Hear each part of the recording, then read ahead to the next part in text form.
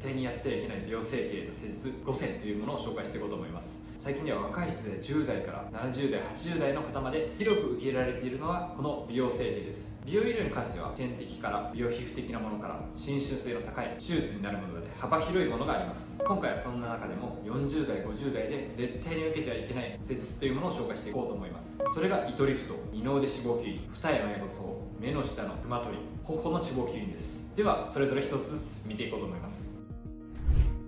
まず糸リフトですね。本当に最近ではこの糸リフトを受けられる人が幅広い年齢でいます。糸リフトに関しては本当に簡単な施術で、ドクターであれば誰でも1回見れば覚えられるものです。ただし本当に丁寧にやろうと思えば難しいもので、どこの層をどのように引っ張るか、またどの糸を使うかによってかなり仕上がりが変わってきます。ただしこの糸リフト、悪徳な商法として使われがちで、例えばこの糸リフトを入れると小顔になってお顔が小さくなるとか、すっきりして全然見違えて若返るとか、入れただけで肌が引き締まってニキビが治るとか、そういった文言でまるで夢の糸のような商売文句で売って、その糸リフトで荒稼ぎする悪徳な商法も流行っています。僕もこれまでクリニックを6つぐらい勤務させてもらったんですけど、中にはそのような糸リフトで夢のような効果を謳って、これは素晴らしい治療だからといって100万200万取るようなクリニックも見たことがあります。そんな糸リフトなんですけど、効果はもって数ヶ月です。なのでメンテナンスとしてたるみ予防に使うのならいいんですけど、その効果によって夢のように若返る、見違えるというものを過度に期待してやるのはお勧めしません。例えばこのフェイスラインのもたつきがちょっと気になるから上げてあげる、ほうれい線が若干深いのでそれをちょっと持ち上げてあげる。そうすることによってやはり皮膚というのは年齢とともにたるんでくるので、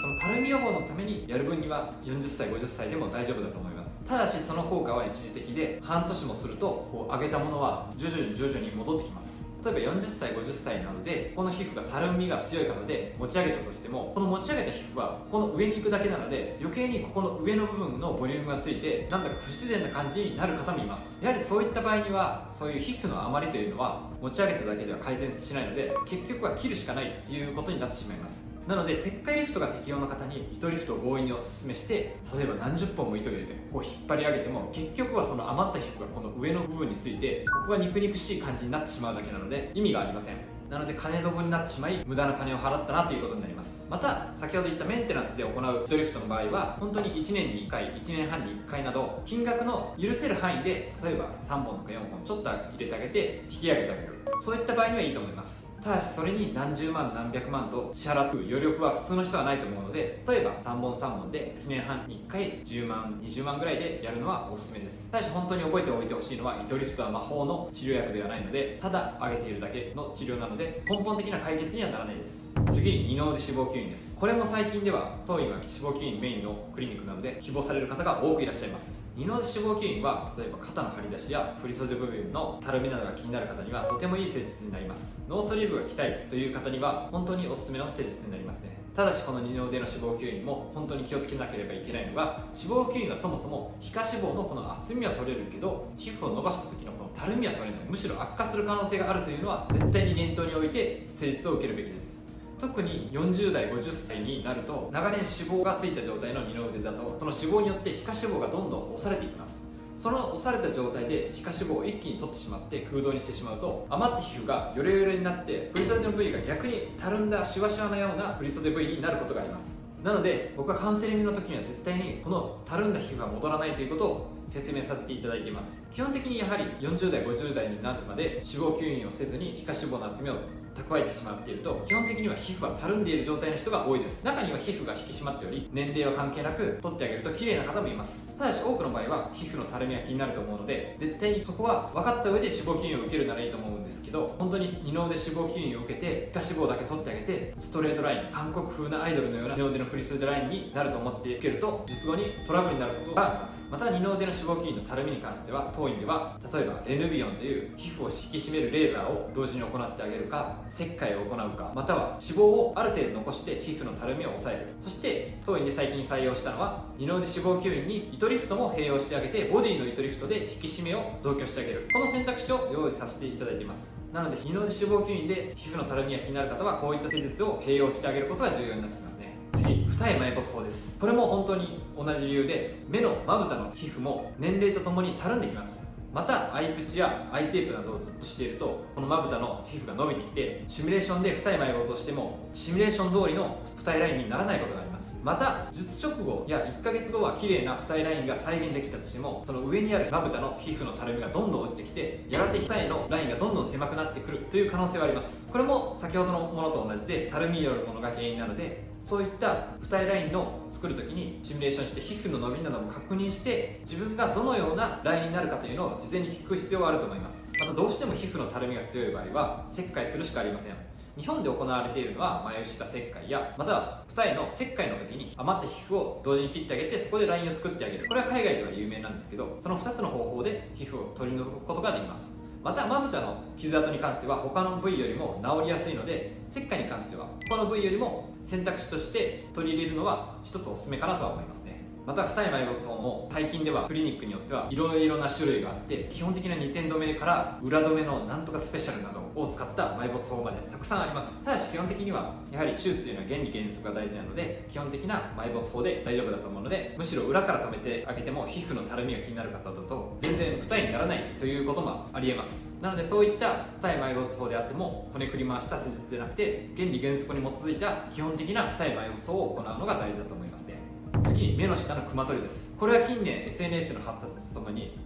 TikTok などでとても人気な施術になってきています。また電車広告などでもこの目の下のクマが気になるみたいな広告、コンプレックスを誘導した広告などがたくさんあります。ただしこの目の下のクマなんですけど、本当に施術は適用を注意して行わないと中性地獄になることがあります。ただ単に膨らんでいる部分の脂肪を取ってあげたらいいというものではありません。基本的にこの眼科のところっていうのは脂肪がないとへこんでいます。ここに骨があるんですけど、骨の奥にへこみがあるので、基本的に脂肪を取ってしまうと目の下というのはむしろ膨らんでいたのがなくなるどころかボンでしまってへこみが目立つということになりかねません。またこれも二重埋没や二の腕と同じで、ここの目の下のクマに関しても眼下脂肪にずっと押されていた皮膚はやがてたるんでしまいます。そうなると脂肪を取った後の目の下の部位がシワシワになって逆にシワが目立つなども起こってしまいます。なのでどうしてもここの目の下の皮膚の余りがある状態のクマの場合は本当にもう切開するしかありません。こちらも先ほど言ったようにまぶたのところを切るんですけど、治りは早いので切開に関してはダウンタイムが取れる人は有効な手術として考える必要はあります。ただしリスクもあるのでドクターとカウンセリングの時にしっかり話をして確認するのが大事ですね。この目の下のクマ取りも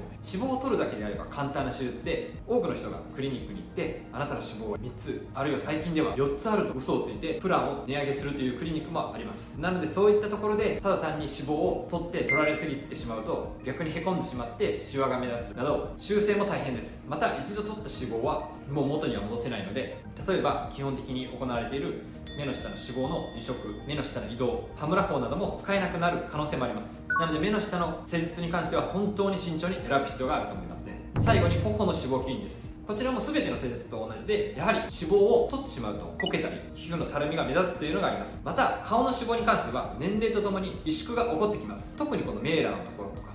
この頬のところですね、胸骨と後期に囲まれたこのラインの部分っていうのは非常にこけやすく、この部位を取ってしまうとこけがこう目立ってしまう時があります。例えば芸能人などで20代30代はとてもかっこよかったのに40代50歳になると本当にここの頬こけが目立っている人などはたまにいらっしゃると思います。ああいうのもやはり脂肪が年齢とともに萎縮してしまうので、そういったところのものを頬の脂肪吸引で若いうちはいいんですけどペラペラにしてしまうと確実に年齢とともにこけます。また40歳50歳でそういったところの脂肪を一気に取ってしまうとこけが目立ち、またリガメントを剥離していない状態で脂肪吸引するので皮膚のたるみも目立ってしまいます。なので頬の脂肪吸引に関しては適用がある人をしっかりと見極めて行うのが大事だと思います。基本的に当院では若い人の場合でもこの頬こけが目立つ部位は基本的には触らずに、メーラーのところも適用のある人でもあえて残すように吸引をしています。そんな場所を40代50代の方で脂肪が萎縮してきており皮膚がたるんでいる状態で行うとかなり悲惨な状態になります。なのでしっかりとそこの部位が気になる方はどの施術が適用になるかというのをドクターとカウンセリングをして選ぶ必要があると思います。今回は40代50代でやってはいけない美容整形施術5選というのを紹介してきました。本当に美容整形施術は日本でも多く取り入れられており一般化していますが、中には僕も6院クリニックを勤務していて思ったんですが、本当に悪どいクリニックなどもあって患者やゲストのことを金としか思っていないクリニックなども存在します。なのでしっかりとドクターを見極めて施術を決めるのが大事ですね。今後も美容整形や脂肪吸引に関する動画を投稿していくのでチャンネル登録やいいねよろしくお願いします。それでは。